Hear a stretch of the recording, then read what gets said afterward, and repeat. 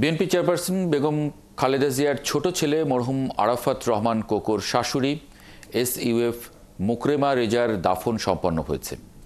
বাদ আসর রাজধানীর বনানীর ওল্ড ডিওএইচএস মাঠে জানাজা শেষে মরহুমাকে বনানী কবরস্থানে সমাহিত করা হয়।